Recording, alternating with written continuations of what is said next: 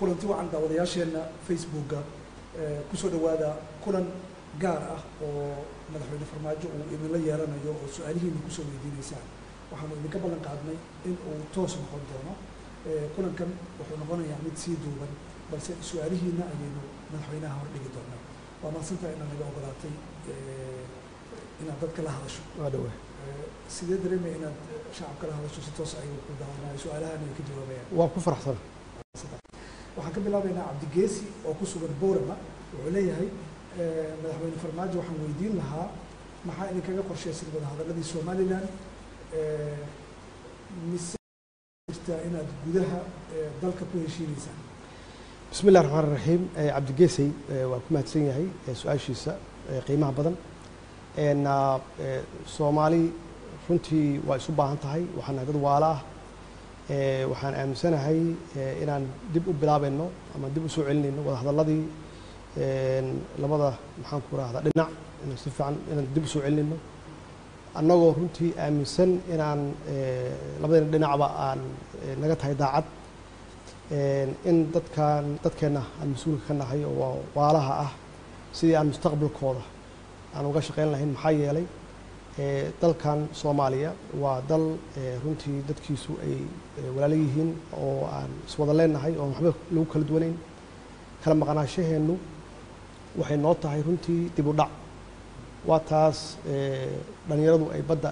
kulligood ay maaragtay nafta ka raadinayaan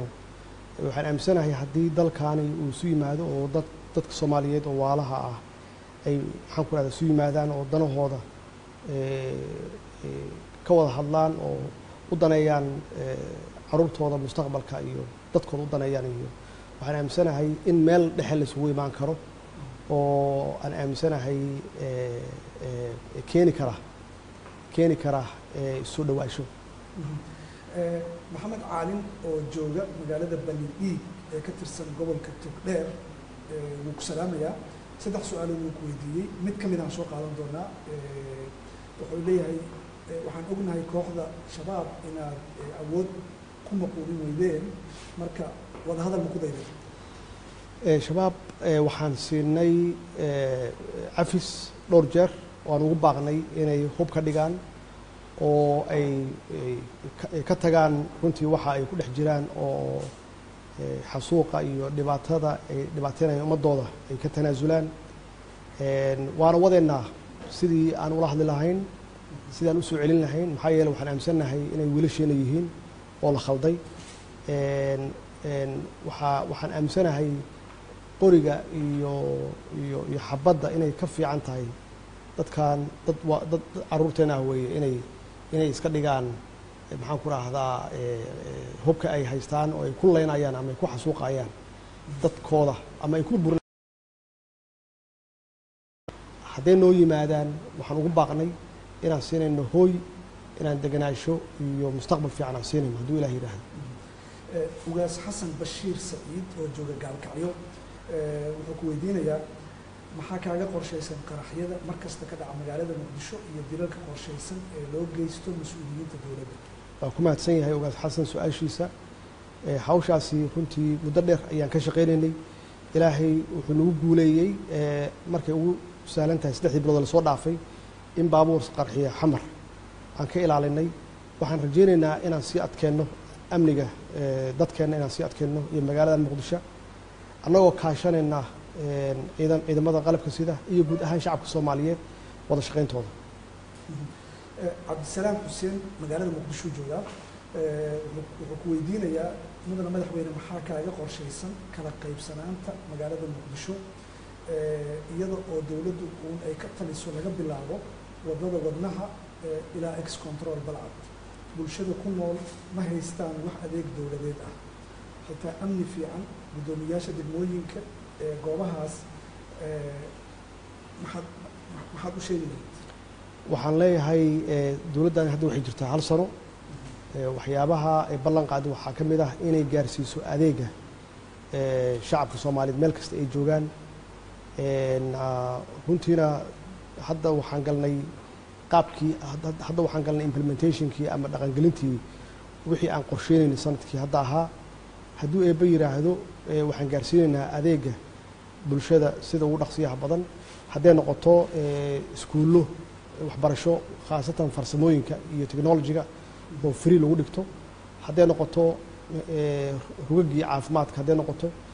iyo hadday noqoto biyo caafimaad ah iyo jidadka inaan dib u dhisno amnigan aan si fiican soo celin laakiin iyada nafteeda waxaa loo baahan yahay shacabka Soomaaliyeed inay qayb ka noqdaan hawshaas ayna bixiyaan canshuuraha shacabka hadday bixiyaan waxaan aaminsanahay in waxyaabo badan oo aan hadda awooddeeda aanan lahayn oo laga yaabo inaan u hoos fadhino ama aan u daba fadhino dowlado shisheeye inay naga kabaan inaan ka maarmi karno haddii shacabku ay iyagu qayb ka noqdaan bixinta canshuuraadka waagaag xidig maxamed suureeye oo jooga Minneapolis waxa uu leeyahay madaxweynaha waxaan weydiinayaa dhiibista Cabdikariin Qalbi Dhagax muxuu madaxweynuhu ka ogyahay su-aashaasi runtii waa su-aal muhiim ah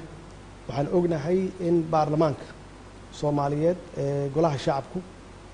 arrintaas ay ku sameeyeen debate ay aad uga hadleen ay ka soo saareen documentation ayna u codeeyeen maxaa yeelay iyagu waxa weeye waa hay'adda ugu sarreysa ee sharci dejinta markay codeeyeenna waxay gaareen go'aan waxaan aaminsanahay go'aankaas inuu yahay kama dambaysa maxamed amiin oo jarmalka jooga wuxuu leeyahay madaxweynaha waa salaamayaa waxa uu ku weydiinayaa waa maxay caqabadaha hortaagan ciidan midaysan oo Soomaaliyeed oo hal meel ka amar qaata caqabadahaasi waxaan bilownay inaan ka shaqeyno ciidanka inaan isku dhafno oo aan isu keenno oo aan tababar cusub gelino oo aan siino agabkii u baahan yihiin waxaan bilownay inaan siino mushaharaadka oo hadda intii aan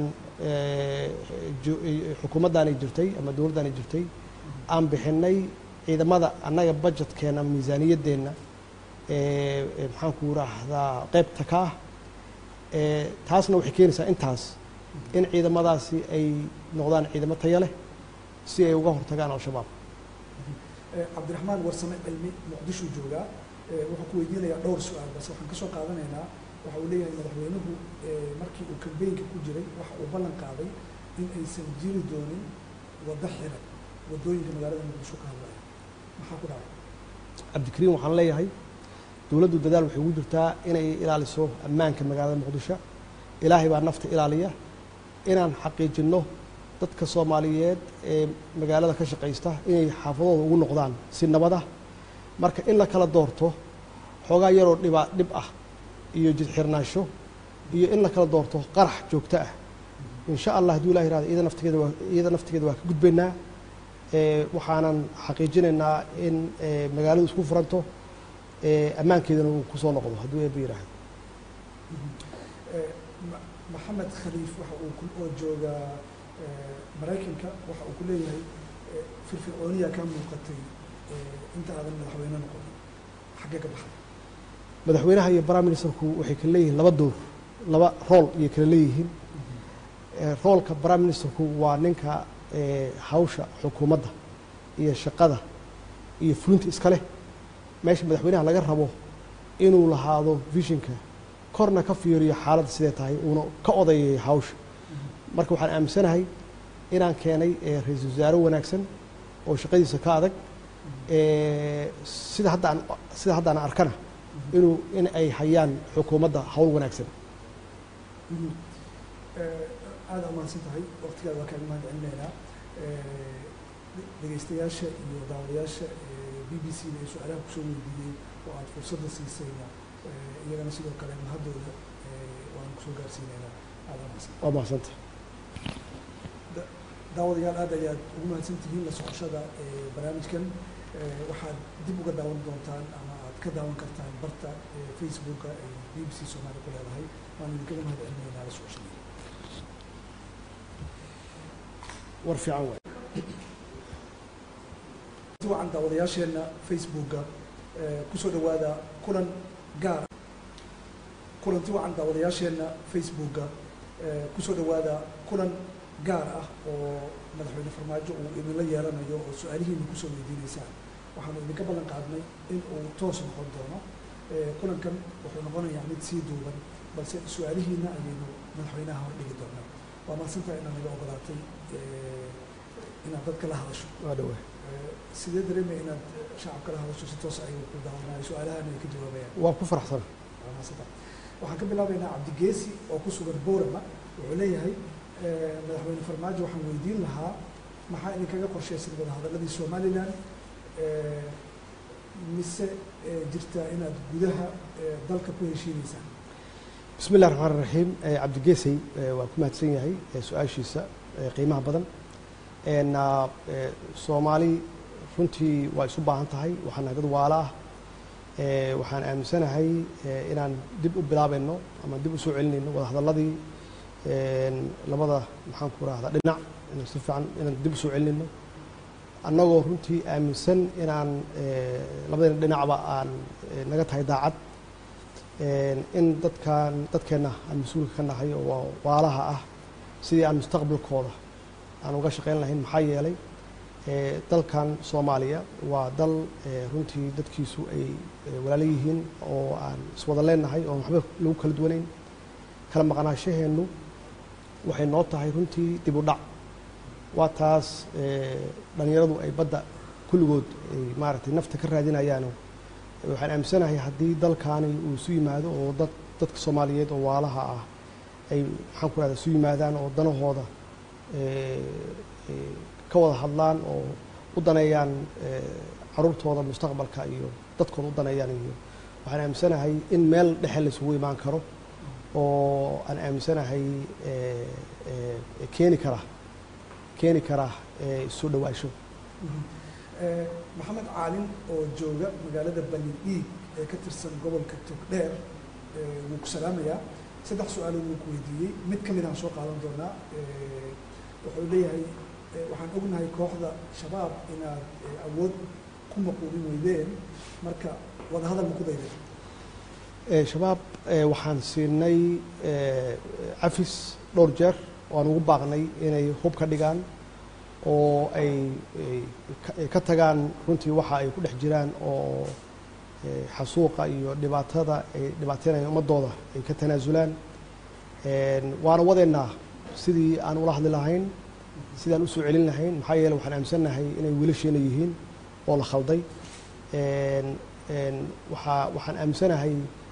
qoriga iyo xabadda inay ka fiican tahay dadkan dad caruurteena ah weeye inay iska dhigaan maxaan ku rahdaa hubka ay haystaan oo ay ku leynayaan ama ay ku xasuuqayaan dadkooda ama ay ku burburinayaan hantidooda dadkooda ay ku burburinayaan hadday noo yimaadaan waxaan ugu baaqnay inaan siinayno hooy inaan deganaasho iyo mustaqbal fiican aan siinayno hadduu ilaah yidhaahdo ugaas xasan bashiir saciid oo jooga gaalkacyo wuxuu ku weydiinayaa maxaa kaaga qorshaysan qaraxyada mar kasta ka dhaca magaalada muqdisho iyo dilalka qorshaysan ee loo geysto mas-uuliyiinta dowladda waa ku mahadsan yahay ugaas xasan su-aashiisa hawshaasi runtii muddo dheer ayaan ka shaqaynaynay ilaahay wuxuu nagu guuleeyey markay ugu sahlan tahay 3 bilood lasoo dhaafay in baabuur qarxiya xamar aan ka ilaalinay waxaan rajaynaynaa inaan sii adkeenno amniga dadkeenna inaan sii adkeenno iyo magaalada muqdisho annagoo kaashanayna ciidamada qalabka sida iyo guud ahaan shacabka soomaaliyeed wada shaqayntooda cabdisalaam xuseen magaalada muqdisho joogaa wuxuu ku weydiinayaa mudane madaxweyne maxaa kaaga qorshaysan kala qaybsanaanta magaalada muqdisho iyada oo dowladdu uun ay ka taliso laga bilaabo wadada wadnaha ilaa ex control balcad bulshada ku nool ma haystaan wax adeeg dowladeed ah xitaa amni fiican guddoomiyaasha degmooyinka goobahaas maxaad u sheegi lahayd waxaan leeyahay dowladdan hadda waxay jirtaa 1 sano waxyaabaha ay ballan qaaday waxaa ka mid ah inay gaarsiiso adeega shacabka soomaaliyeed meel kasta ay joogaan runtiina hadda waxaan galnay qaabkii hadda waxaan galnay implementationkii ama dhaqangelintii wixii aan qorsheynaynay sanadkii hadda ahaa hadduu eebba yidhaahdo waxaan gaarsiinaynaa adeega bulshada sida ugu dhaqsiyaha badan hadday noqoto iskuullo waxbarasho khaasatan farsamooyinka iyo technology-ga oo free lagu dhigto hadday noqoto rugagii caafimaadka hadday noqoto iyo hadday noqoto biyo caafimaad ah iyo jidadka inaan dib u dhisno amnigana si fiican soo celin laakiin iyada nafteeda waxaa loo baahan yahay shacabka Soomaaliyeed inay qayb ka noqdaan hawshaas ayna bixiyaan canshuuraha shacabka hadday bixiyaan waxaan aaminsanahay in waxyaabo badan oo aan hadda awooddeeda aanan lahayn oo laga yaabo inaan u hoos fadhino ama aan u daba fadhino dowlado shisheeye inay naga kabaan inaan ka maarmi karno haddii shacabku ay iyagu qayb ka noqdaan bixinta canshuuraadka. waagaag xidig maxamed suureeye oo jooga Minneapolis waxa uu leeyahay madaxweynaha waxaan weydiinayaa dhiibista Cabdikariin Qalbi Dhagax muxuu madaxweynuhu ka ogyahay? su-aashaasi runtii waa su-aal muhiim ah. waxaan ognahay in baarlamaanka Soomaaliyeed golaha shacabku ee arrintaas ay ku sameeyeen debate ay aad uga hadleen ay ka soo saareen documentation ayna u codeeyeen maxaa yeelay iyagu waxa weeye waa hay'adda ugu sarreysa ee sharci dejinta markay codeeyeenna waxay gaareen go-aan waxaan aaminsanahay go-aankaas inuu yahay kama dambaysa. maxamed amiin oo jarmalka jooga wuxuu leeyahay madaxweynaha waa salaamayaa waxa uu ku weydiinayaa waa maxay caqabadaha hortaagan ciidan midaysan oo Soomaaliyeed oo hal meel ka amar qaata? caqabadahaasi waxaan bilownay inaan ka shaqeyno ciidanka inaan isku dhafno oo aan isu keenno oo aan tababar cusub gelinno oo aan siino agabkay u baahan yihiin. waxaan bilownay inaan siino mushaharaadka oo hadda intii aan xukuumaddaani jirtay ama dowladdaani jirtay aan bixinay ciidamada annaga budgetkeena miisaaniyaddeenna maxaan ku raahdaa qaybta ka ah taasna waxay keenaysaa intaas in ciidamadaasi ay noqdaan ciidamo tayo leh si ay uga hortagaan al-shabaab. cabdiraxmaan warsame cilmi muqdisho joogaa wuxuu ku weydiinayaa dhowr su-aal balse waxaan ka soo qaadanaynaa waxa uu leeyahay madaxweynuhu markii uu kambeynka ku jiray waxa uu ballan qaaday in aysan jiri doonin waddo xiran waddooyinka magaalada muqdisho ka hadlaya maxaa ku dhacay? cabdikariin waxaan leeyahay dowladdu dadaal waxay ugu jirtaa inay ilaaliso ammaanka magaalada muqdisho. ilaahay baa nafta ilaaliya inaan xaqiijinno dadka Soomaaliyeed ee magaalada ka shaqaysta inay xaafadooda ugu noqdaan si nabad ah. marka in la kala doorto xoogaa yaroo dhib ah iyo jid xirnaansho iyo in la kala doorto qarax joogto ah insha Allah hadduu ilaahay yiraahdo iyada naftigeeda waa ka gudbaynaa. waxaanan xaqiijinaynaa in magaaladu isku furanto ammaankeedana uu ku soo noqdo hadduu eebba yiraahdo. maxamed khaliif waxa uu oo jooga Mareykanka waxa uu ku leeyahay firfircooniya ka muuqatay inta aadan madaxweyne noqon xagee ka baxday? madaxweynaha iyo prime ministerku waxay kala leeyihiin laba rool iyo kala leeyihiin. roolka prime ministerku waa ninka hawsha xukuumadda iyo shaqada iyo fulinta iska leh. meesha madaxweynaha laga rabo inuu lahaado visionka korna ka fiiriyo xaaladda sidee tahay uuna ka odayeeyo hawsha. marka waxaan aaminsanahay inaan keenay ra-iisul wasaare wanaagsan oo shaqadiisa ka adag sida hadda aan arkana in ay hayaan xukuumadda hawl wanaagsan. aad umahadsan tahay waqtigaada waa kaaga mahad celinaynaa. dhegeystayaasha iyo daawadayaasha BBC da ay su-aalaha kusoo weydiiyey oo aad fursadda siisayna iyagana sidoo kale mahadooda waan kusoo gaarsiinaynaa. aad umahadsan. waa mahadsantahay. daawadayaal aad ayaad ugu mahadsan tihiin la socoshada barnaamijkan. waxaad dib uga daawan doontaan ama aad ka daawan kartaan barta Facebooka ay BBC Soomaali ku leedahay. waan idinkaga mahad celinaynaa la socoshada. war fiican waay.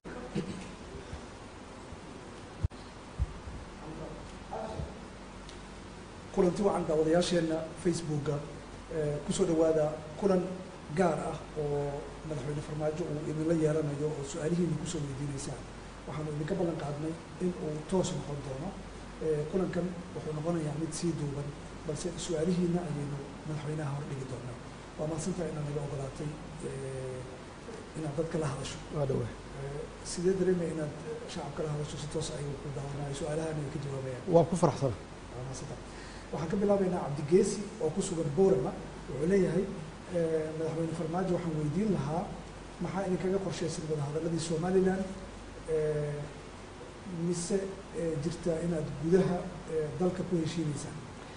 بسم الله الرحمن الرحيم عبد الجيسي وكما تسيني سؤال شيسا قيمة بدن إن الصومالي runtii waa isu baahan tahay waxaan dad waala waxaan aaminsanahay inaan dib u bilaabayno ama dib u soo celinayno wada hadalladii labada maxaan ku raahdaa dhinac inaan si fiican inaan dib u soo celinayno annagoo runtii aaminsan inaan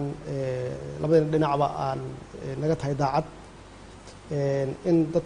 dadkeena aan mas-uulka ka nahay oo waalaha ah sidii aan mustaqbalkooda aan uga shaqayn lahayn maxaa yeelay dalkan Soomaaliya waa dal runtii dadkiisu ay walaalo yihiin oo aan iswada leenahay oo waxba lagu kala duwanayn kala maqnaashaheenu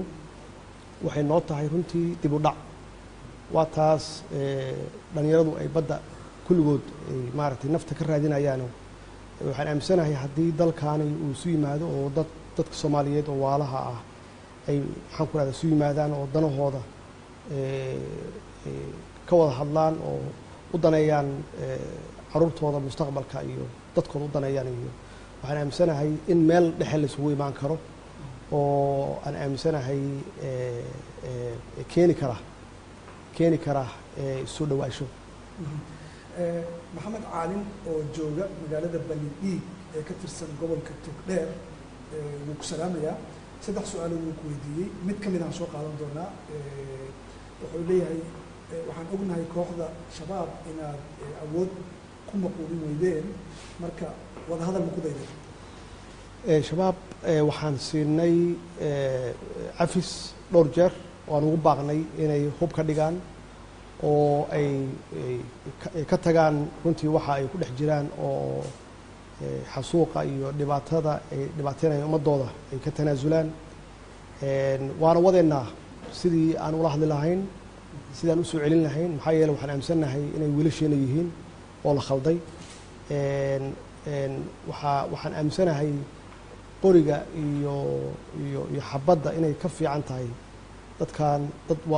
caruurteena ah weeye inay iska dhigaan maxaan ku raahdaa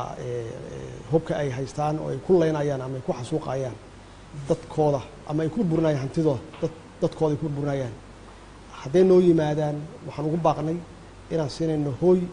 inaan deganaasho iyo mustaqbal fiican aan siinayno hadduu ilaah yidhaahdo. ugaas xasan bashiir saciid oo jooga gaalkacyo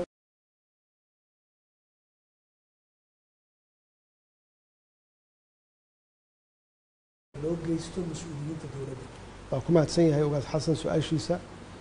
hawshaasi runtii muddo dheer ayaan ka shaqaynaynay ilaahay wuxuu nagu guuleeyey markay ugu sahlan tahay 3 bilood la soo dhaafay in baabuur qarxiya xamar aan ka ilaalinay waxaan rajaynaynaa inaan sii adkeenno amniga dadkeena inaan sii adkeenno iyo magaalada Muqdisho annagoo kaashanayna ciidamada qalabka sida iyo guud ahaan shacabka Soomaaliyeed wada shaqayntooda. cabdisalaam xuseen magaalada Muqdisho jooga wuxuu ku weydiinayaa mudane madaxweyne maxaa kaaga qorshaysan kala qaybsanaanta magaalada Muqdisho iyada oo dowladdu ay ka taliso laga bilaabo wadada wadnaha ilaa ex control balcad bulshada ku nool ma haystaan wax adeeg dowladeed ah xitaa amni fiican guddoomiyaasha degmooyinka goobahaas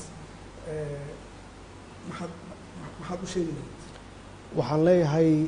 dowladdan hadda waxay jirtaa 1 sano waxyaabaha ay ballan qaaday waxaa ka mid ah inay gaarsiiso adeega shacabka Soomaaliyeed meel kasta ay joogaan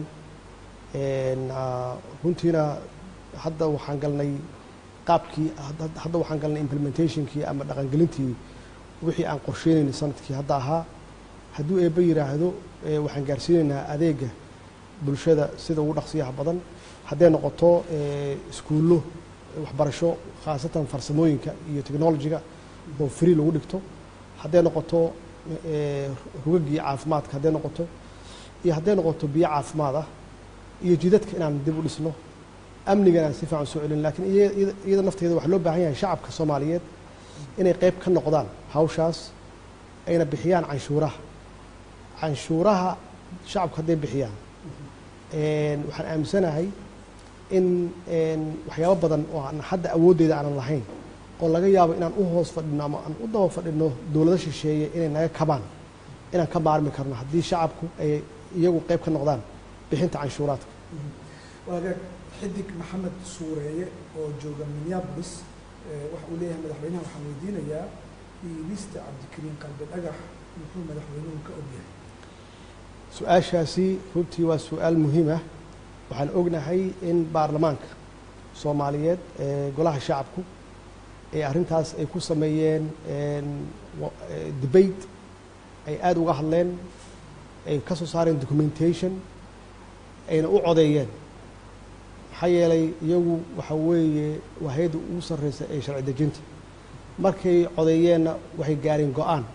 waxaan aaminsanahay go-aankaas inuu yahay kama dambaysa. maxamed amiin oo jarmalka jooga wuxuu leeyahay madaxweynaha waa salaamayaa, waxa uu ku weydiinayaa waa maxay caqabadaha hortaagan ciidan midaysan oo Soomaaliyeed oo hal meel ka amar qaata? caqabadahaasi waxaan bilownay inaan ka shaqeyno ciidanka inaan isku dhafno oo aan isu keenno oo aan tababar cusub gelinno oo aan siino agabkay u baahan yihiin. waxaan bilownay inaan siino mushaaharaadka oo hadda intii aan